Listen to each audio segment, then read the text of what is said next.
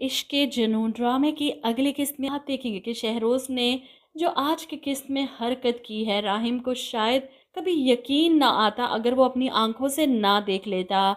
एमन को जिस तरह इसने पानी में धकेला और अपने दोस्तों को इसकी वीडियो बनाने पर लगा दिया। ऐसे में अपने भाई को देखकर शहरोज़ तो डर कर अपने दोस्तों समेत वहाँ से 9-2-11 हो जाता है। नहीं तो एमन को इस तरह गिरा कर वो लोग काफ़ी इंजॉय करने वाले थे इसकी वीडियोस बनाकर।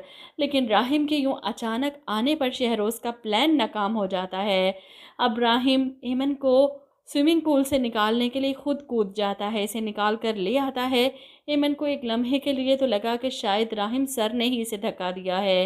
राहिम इसे अपने ऑफिस में लेकर जाता है, इससे माजरत करता है, कुछ शरारती लड़कों के काम है ये, मैं माजरत करता हूँ आपसे। अब एमन घबरा रही है कि सर मैं यहाँ पर काम नहीं कर सकती, मैं इस माहौल में काम नहीं कर सकती। राहिम को इस तरह एम के साथ पूरा स्टाफ छुप छुप कर देख रहा है, सबके अंदर तजस्सुस है कि आखिर क्या हुआ।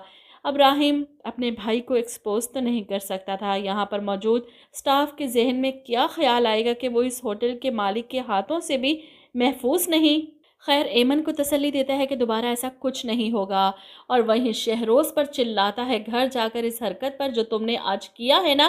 जिस पर शहरोज़ घबराते हुए कहता है मैं तो बस मजाक कर रहा था, उससे दोस्ती करना चाहता था। जिस पर राहिम चिल्लाता है होटल में मौजूद काम करने वाली हर लड़की तुम्हारी प्रॉपर्टी नहीं है, तुम्हें कुछ अंदाज़ा भी है तुम्हारी इन हरकतों का क्या असर हुआ होगा उसकी मेंटल हेल्थ पर। लेकिन अपने भाई के हाथों इंसल्ट शहरोज़ नहीं भूलने वाला।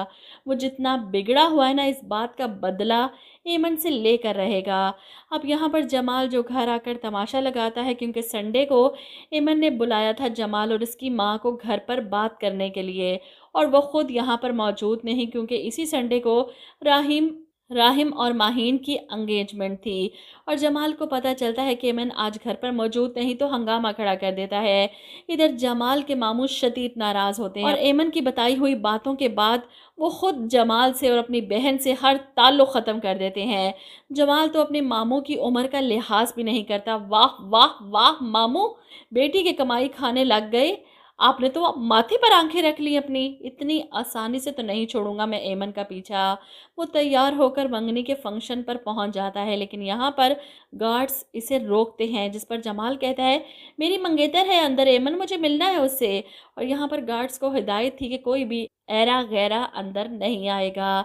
इधर आप देखेंगे कि राहिम ने अपने पूरे स्टाफ को यहाँ बुला रखा था और एमन सर की एंगेजमेंट पर बहुत खुश है। इतनी कम उम्र में इतनी बड़ी बड़ी कामयाबी संभाल रहे हैं, माशाल्लाह माशाल्लाह। माहीन मैडम तो बहुत खुशकिस्मत हैं। खैर ये तारीफ़ें कर रही है, मुस्कुरा रही है अपनी कोलीग्स के साथ बैठी, और वहीं शहरोज़ की नज़र पड़ जाती है इस पर। इधर फंक्शन शुरू हुआ, राहिम सबके सामने अपने बाप की तारीफ़ करता है कि मेरी कामयाबी के पीछे मेरे बाप का हाथ है, और फिर मंगनी के अंगूठी पहनाते हुए रामीन के सामने वादा करता है कि मैं सारी ज़िंदगी तुम्हें खुश रखने की कोशिश करूँगा।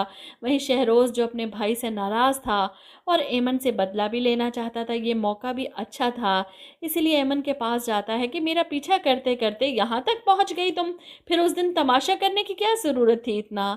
एमन इसे देखकर घबरा जाती है, और यहीं पर शायद एमन को पता चलेगा कि यह आवारा बिगड़ा हुआ अमीरज़ादा असल में राहिम सर का छोटा भाई है।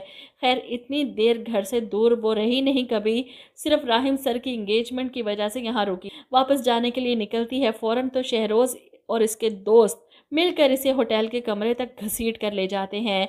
और फिर होता है ड्रामे का असल टर्निंग पॉइंट, जब शहरोज़ इज़्ज़त पर हाथ डालता है।